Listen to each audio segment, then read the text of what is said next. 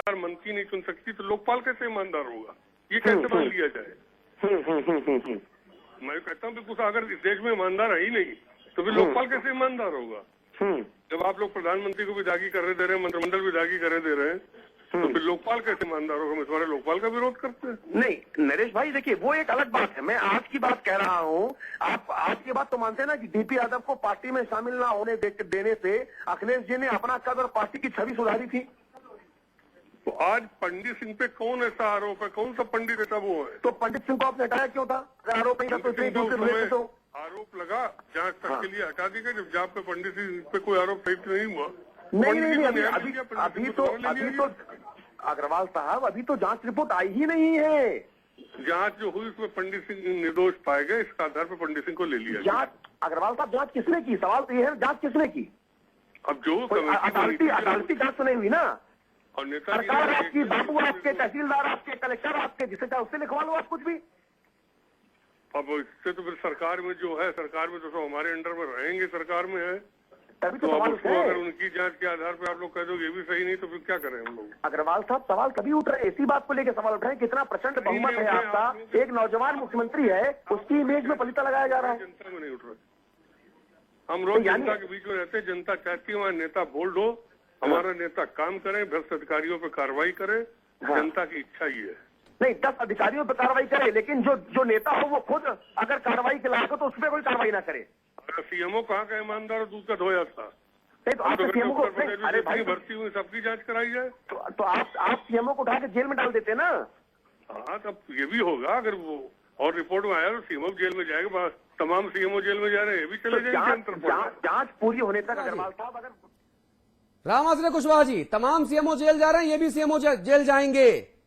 आगे dash dash dash fill in the blanks वो ये है कि अगर इन्होंने मुंह खोला तो अब देखिए ऐसा है, मैं इन बयानों की पुष्टि नहीं करना चाहता हूं। अरे हाथ उन्होंने पारसी क्या, पहले को पारसी क्या, सामने सुनवा रहा हूं, या तो आप खंडन कीजिए कि साहब आप गलत दिखा रहे हैं। बिल्कुल बिल्कुल नहीं, बिल्कुल मैं आपके बयान को सुना है और जो नरेश अग्रवाल जी ने कहा है उसको सुना है। वो ठीक कहा उन्होंने, सफाई रखी है, ठीक कहा उन्होंने। एक बात मैं देखिए, ऐसा है अतुल जी, अधिकारी हो, जो मेरा वक्तव्य है, मेरा अपना व्यक्तिगत विचार है, अधिकारी हो या नेता हो, यदि दोषी है जांच होगी, वो जेल भी जाएगा और उसको तो यही बात तो मैं कह रहा हूं कि भैया पंडित सिंह को किस पंडित ने बता दिया कि इस फला मुहूर्त में बिना जांच रिपोर्ट को बांचे, बिना जांच रिपोर्ट को सार्वजनिक किए मंत्री बना दो। मैं बस यही तो बात कह रहा हूं।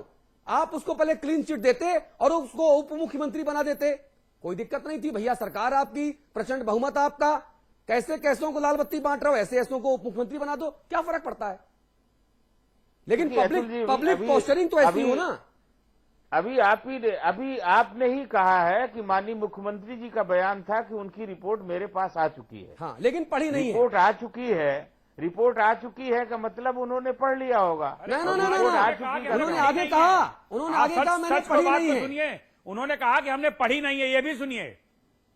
जो अतुल जी ने कहा उसमें दोनों बातें, उनके पास रिपोर्ट आ गई लेकिन उन्होंने पढ़ी नहीं है। और जब मुख्यमंत्री कह रहे हैं नहीं पढ़ी है, आप कह रहे हैं हम राष्ट्रीय महासचिव हैं, नरेश अग्रवाल जी कह रहे हैं कि वो बेदाग हैं, मुख्यमंत्री ने पढ़ी नहीं और आप लोग कह रहे हैं कि वो बेदाग हैं, तो रिपोर्ट शायद पहले आप लोगों को मिल गई होगी, उसके बाद मुख्यमंत्री क्या गई होगी, यही हुआ होगा। वो बयान नहीं, ये सब तो चाचा है ना, चाचाओं के पास पहले सब चीजें आती, मुझे पता है भैया, मुझे पता है। ऐसा है, देखिए एक बात मैं बताऊं, जब रिपोर्ट आ चुकी है, पढ़ लिया है, बाद में जब आपको बयान दिया तब रिपोर्ट आई थी। हाँ। इसके बाद पढ़ करके फिर उनको शपथ दिलाई गई। नहीं, शपथ के बाद का बयान था भाई साहब, शपथ के बाद का बयान था।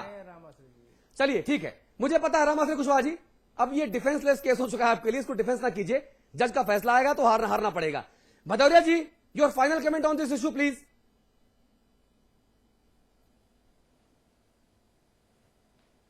देखिए, उत्तर प्रदेश की जनता अपने आप को ठगा हुआ महसूस कर रही है, चाहे वो सांप्रदायिक सद्भाव का मामला हो, चाहे उत्तर प्रदेश के अंदर अपराध को खत्म करने की बात हो, या उत्तर प्रदेश के अंदर विकास की एक नई लहर चलाने वाली बात हो। इन सारे इश्यूज पर उत्तर प्रदेश की जनता अपने आप को ठगा महसूस कर रही है।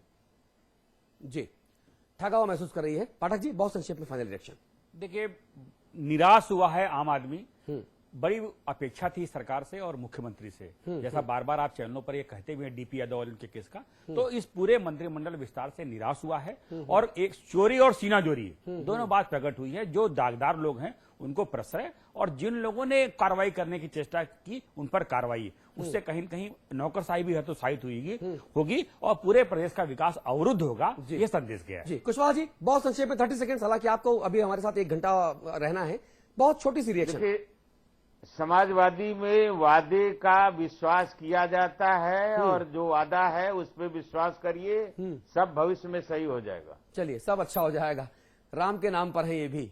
अमिताभ जी, संवाद की टिप्पणी। राम आश्रय जी से 2 बात पूछूंगा। जो बात नरेश अग्रवाल कह रहे थे, समाजवादी पार्टी के तमाम लोग उसी बात को दोहराते हैं कि भाई जिसको जनता जिता दिया वो आपके कहने से दागी कैसा हो गया। ये हमारे मुंह पर कहते हैं समाजवादी पार्टी के जितने भी पुरोधा हैं।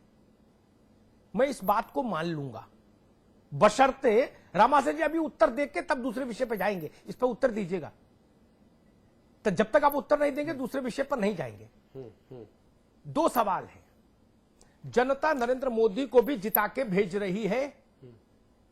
नरेंद्र मोदी पर गुजरात दंगे का सवाल राम गोपाल से लेके मुलायम सिंह तक क्यों उठाते हैं? जनता ने उनको भी जिता के भेजा और आपसे प्रचंड तरीके से भेजा। आप तो एक बार रहते हो, दूसरी बार हट जाते हो, फिर तीसरी बार आते हो। वो तो चौथी बार मुख्यमंत्री हुआ। तो आप वो झुंझुना क्यों बजा रहे हैं पूरे देश भर में कि भाई इससे बड़ा सांप्रदायिक नहीं, ये देश तोड़ने वाला आदमी है। एक सुदीन्द्र भदौरिया चले गए, मायावती भ्रष्ट है। आप कैसे कहते हो? मायावती को तो लगातार जनता जिता रही। कहां हार रही मायावती? मायावती कभी हारी खुद चुनाव नहीं हारी ना। 80 लोग उसके पास जीते और आपके 3% वोट कम। अगर जनता का चुनाव जाओ, फिर 84 में दंगे में कांग्रेस, उसके बाद सरकार बनाई कांग्रेस ने, तो 84 के दंगे में कांग्रेस दोषी। कानपुर में खड़े होकर आप ये क्यों बोलते हैं? लाटूस रोड पर क्लीन चिट दे दीजिए ना। लाटूस रोड पर खड़े होकर आप ये क्यों बोलते हैं? मोदी को क्लीन चिट दे दीजिए। तब तो आप कहते हो कि कांग्रेस सिक्कों के कत्लेआम की दोषी है। नरेंद्र मोदी नरसंहार के दोषी है। मायावती भ्रष्टाचार की दोषी है। इनको भी तो वही जनता जिता रही है मेरे मालिक, जिसने आपको जिताया। जी कुशवाहा जी, बहुत संक्षेप में।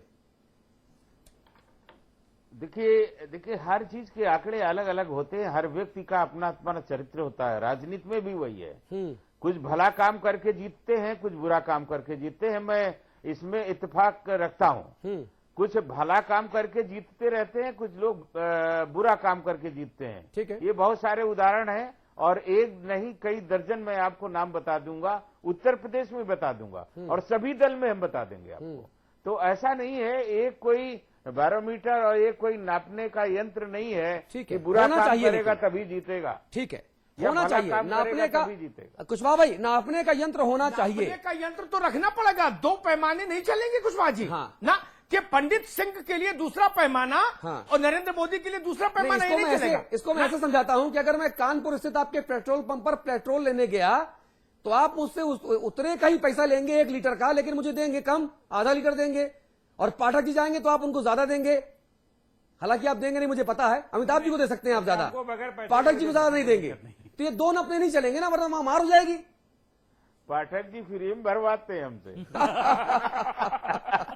चलिए, लेकिन इस हल्के फुल्के नोट के साथ इस चर्चा को मैं खत्म जरूर कर रहा हूं। लेकिन सवाल वही है कि एक नौजवान मुख्यमंत्री, उसका एक विजन, क्या एक नौजवान मुख्यमंत्री अपने विजन के हिसाब से, अपने वायदों के हिसाब से काम कर रहा है, या बोतल नहीं है, अंदर जो माल है वो पुराना है?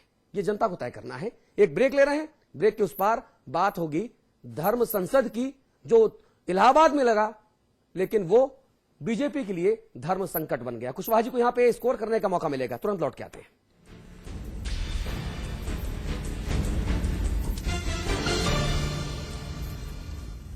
मैं चाहूंगा कि जब जब भी मेरा जन्म हो, वृंदावन की